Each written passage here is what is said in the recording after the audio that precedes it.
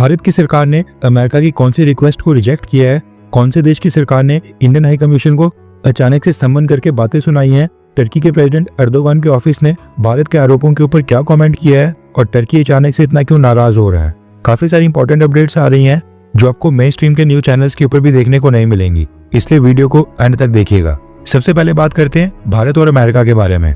सबसे पहले तो अमेरिका के secretary of state Marco Rubio ने दिल्ली ब्लास्ट के ऊपर नए कमेंट्स करते हुए कुछ चीजें रिवील की हैं।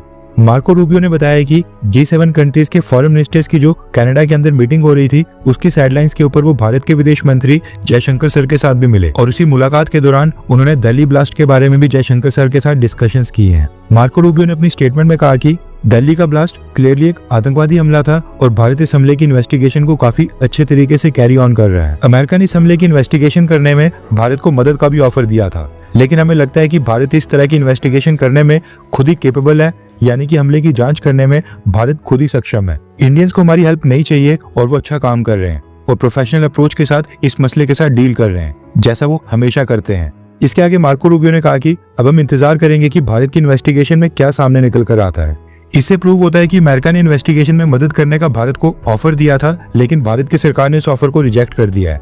इसके साथ ही एक और न्यूज निकल कर आ रही है कि अमेरिका ने ईरान से रिलेटेड कुछ फ्रेश सैंक्शंस अनाउंस किए हैं, जिनमें दुनिया भर से कई सारी कंपनीज, एंटिटीज और इंडिविजुअल्स शामिल हैं जो ईरान के साथ ट्रेड कर रहे हैं या फिर ईरान की सेना के साथ किसी भी तरह का लिंक रख रहे थे।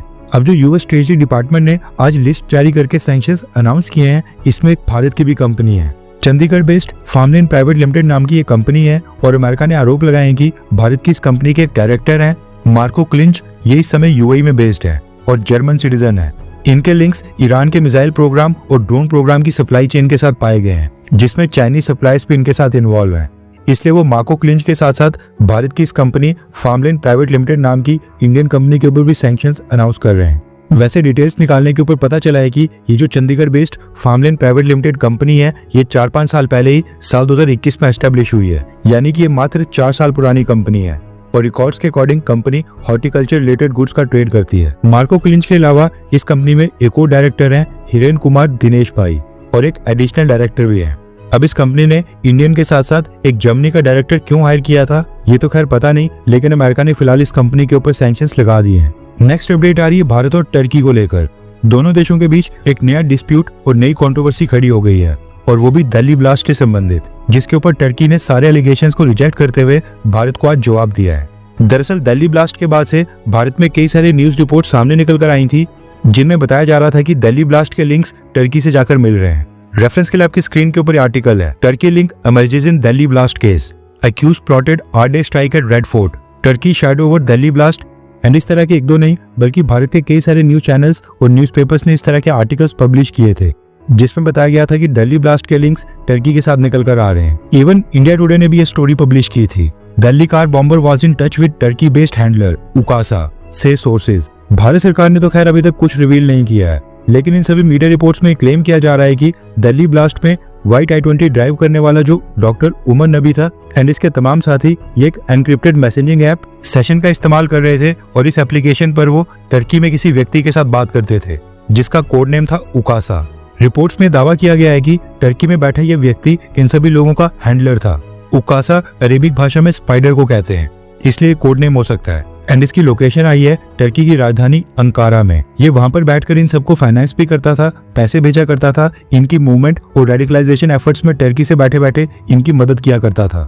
अभी जो पूरा फरीदाबाद टेरर मॉड्यूल और इसमें जितने भी तमाम आतंकी अरेस्ट हुए हैं, इनमें से कुछ साल 2022 में टर्की गए थे और उसी दौरान ये उकासा नाम के सैंडलर के साथ कॉन्टेक्ट में आए थे। इन सबको टर्की में रेडिकलाइज किया गया था और टेरर नेटवर्क में इनको रिक्रूट करके शामिल किया गया, यानी कि इनिशियल इन्वेस्टिगेशंस पे अभी तक ये सब पता चल पाया है और हमारी एजेंसीज अब इन सब अरेस्टेड लोगों के कॉल लॉग्स, चैट हिस्ट्रीज और डिजिटल डिवाइसेस का डेटा को रिकवर करने की कोशिश कर रही है। अब ये सारी न्यूज रिपोर्ट्स एंड अपना नाम इस तरह से बॉम्बिंग्स के अंदर आते देख टर्की की गवर्नमेंट काफी बौखला गई है और आज टर्की की गवर्नमेंट में प्रेसिडेंट ऑफिस का डायरेक्टरेट ऑफ कम्युनिकेशंस है, उसने एक स्टेटमेंट रिलीज की है।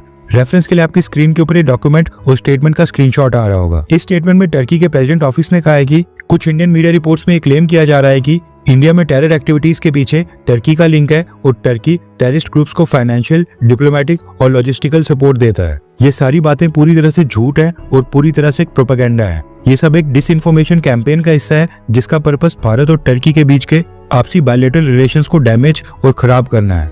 इनको लेकर टर्की का कहना है कि वो हर एक तरह के टेररिज्म का विरोध करता है, चाहे वो कहीं भी हो और किसी के द्वारा भी किया गया हो। टर्की खुद ही एक ऐसी कंट्री है जो इंटरनेशनल लेवल के ऊपर आतंकवाद के खिलाफ लड़ने में काफी एक्टिव रोल निभा रही है। हम यूनाइटेड नेशन की ग्लोबल काउंटर टेररिज्म स्ट्रेटेजी का भी हिस्सा है और नाटो के अंदर एंटी टेररिज्म पॉलिसीज बनाने में भी टर्की इफेक्टिव रोल प्ले करता है और आतंकवाद को रोकने में मदद करता है। जो लोग ये आरोप लगा रहे हैं कि टर्की इंडिया या फिर किसी और कंट्री के खिलाफ रेडिकलाइजेशन एक्टिविटीज करता है, ये बिल्कुल झूठी और फैक्टलेस बातें हैं। फेक और मैनिपुलेट की गई रिपोर्ट्स सिर्फ टर्की की इमेज और उसके पीस, सिक्योरिटी और स्टेबिलिटी के एफर्ट्स को नुकसान पहुंचाने के लिए हैं और ऐसे डिसइंफॉर्मेशन के ऊपर विश्वास ना किया जाए, ये कहना है टर्की की गवर्नमेंट का। वैसे हैरानी वाली बात यह है कि अभी तक गवर्नमेंट ऑफ इंडिया ने अपनी इन्वेस्टिगेशन में टर्की का नाम तक नहीं लिया है, लेकिन फिर भी टर्की की गवर्नमेंट ने भारत की मीडिया रिपोर्ट्स के ऊपर ये रिएक्शन दे दिया है। अब ये देखना काफी इंटरेस्टिंग होगा कि अगर सच में टर्की के किसी व्यक्ति के इन्वॉल्व होने की या फिर किसी भी तरह के लिंक की कोई न्यूज आती है या फिर कोई कंक्रीट एविडेंस मिलता है तो उसके ऊपर टर्की क्या कहता है। क्या टर्की भारत के साथ कोऑपरेट करेगा या दोनों देशों के बीच एक नया डिप्लोमेटिक टसल स्टार्ट होगा। नेक्स्ट अपडेट आ रही है भारत और बांग्लादेश को लेकर। अभी मैं वर्ड्स इस्तेमाल नहीं करना चाहता था, लेकिन बांग्लादेश के प्रोफेसर मोहम्मद यूनुस ने ये कहने के ऊपर मजबूर कर दिया है कि ये बहुत ही घटिया किस्म का आदमी है और ये कभी नहीं सुधरने वाला है। आपको याद होगा कुछ दिन पहले मैंने आपको बताया था कि पाकिस्तान से मिलिट्री जनरल बांग्लादेश आया था जिसको प्रोफेसर मोहम्मद यूनुस ने एक बुक गिफ्ट की थी जिसके कवर में ग्रेटर बांग्लादेश का मैप बना था। उसके अंदर भारत के असम, मणिपुर और नॉर्थ ईस्ट की स्टेट्स का काफी एरिया बांग्लादेश के मैप के अंदर कलर में दिखाया गया था और ग्रेटर बांग्लादेश के कंसेप्ट को उछाला जा रहा था। Same map professor Mohammad Yunus ने पाकिस्तानी मिलिट्री जनरल के बाद Turkish member of parliament Mehmet Akif को भी दिया था, जो कि एक डेलीगेशन लेकर बांग्लादेश आए थे। एंड अब इन दोनों के बाद तीसरी बार प्रोफेसर मोहम्मद यूनुस ने कनेडियन सीनेटर सलमा आतुल्ला जान को भी ये बुक और ग्रेटर बांग्लादेश के मैप का आर्टवर्क गिफ्ट किया है। दरअसल कनाडा से पार्लियामेंटेरियंस का एक डेलीगेशन बांग्लादेश की विजिट के ऊपर आया था और जब ये प्रोफेसर मोहम्मद यूनुस से मिलने गए, इनको भी यूनुस ने वही बुक गिफ्ट की जो पहले पाकिस्तान उसके बाद टर्की के गेस्ट को गिफ्ट की गई थी। यानी कि जो भी इंटरनेशनल डेलीगेशन या फिर गेस्ट प्रोफेसर मोहम्मद यूनुस से मिलने के लिए आ रहे हैं, उन सबको प्रोफेसर मोहम्मद यूनुस ये ग्रेटर बांग्लादेश वाली बुक गिफ्ट कर रहा है। मसला ये है कि इस मैप के अंदर भारत के असम, मणिपुर समेत काफी नॉर्थ ईस्ट के रीजन को दिखाया गया है, जिसकी वजह से भारत में भी इस बुक का काफी विरोध किया गया था। लेकिन ये पता चलने के बावजूद कि भारत इसके कारण नाराज है, ये प्रोफेसर मोहम्मद यूनुस जानबूझकर सेम ग्रेटर बांग्लादेश के मैप वाली बुक को हर किसी डिग्नेटरी को गिफ्ट करते जा रहा है और सेम पिक्चर हर जगह पोस्ट हो रही है। इस इंसान को पता है कि इसने तो कल को इलेक्शंस के बाद चले जाना है, लेकिन इसकी ऐसी हरकतों के कारण भारत में नाराजगी बढ़ेगी, जो दोनों देशों के रिलेशंस हैं और इवन बांग्लादेश के फ्यूचर के लिए अच्छा नहीं है। इसकी हरकतों के कारण भारत नाराज हो जाए, उसके बावजूद ये ऐसी हरकतें कर रहा है और ऐसे डिसीजन ले रहा है जिसकी वजह से दोनों देशों के बायलैटरल टाइज फ्यूचर में बर्बाद हो सकते हैं। अब सामने से ऐसी हरकतें होंगी तो भारत सरकार भी तो कुछ ना कुछ करेगी।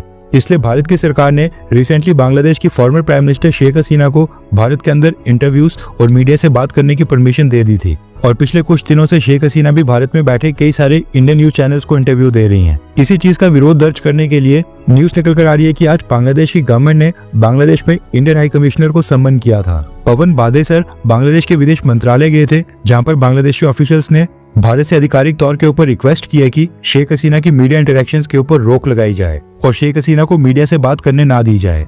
अब देखते हैं कि शेख हसीना के इंटरव्यू रुकते हैं या फिर नहीं, लेकिन आपको क्या लगता है कि प्रोफेसर मोहम्मद यूनुस को सबक सिखाने के लिए क्या करना चाहिए? क्या इसका कोई रास्ता है या फिर वेट एंड वॉच करना चाहिए? नीचे कमेंट करके अपने राय जरूर बताएं।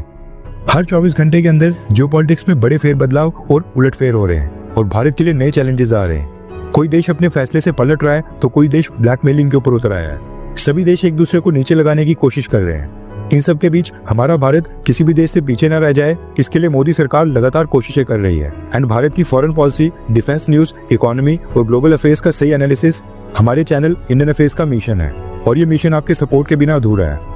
इंडियन अफेयर्स हिंदी के ऊपर हम सभी फैक्ट्स और डेटा बिल्कुल सरल भाषा में एनालाइज करते हैं, बिना किसी एजेंडा के। अगर आप चाहते हैं कि इंडियन अफेयर्स का सही और ऑथेंटिक एनालिसिस आप तक लगातार पहुंचे, तो इस वीडियो को लाइक करें और हमारे चैनल इंडियन अफेयर्स को सब्सक्राइब करके बेल नोटिफिकेशन ऑन करना मत भूलिए। आपका एक लाइक हमारे चैनल को ग्रो करने में काफी मदद करेगा और एक सब्सक्राइब ये सुनिश्चित करेगा कि आप किसी भी इंपॉर्टेंट अपडेट को मिस ना करें। अगर आपने हमारे चैनल को पहले से सब्सक्राइब किया है तो दिल से धन्यवाद। जय हिंद, वंदे मातरम।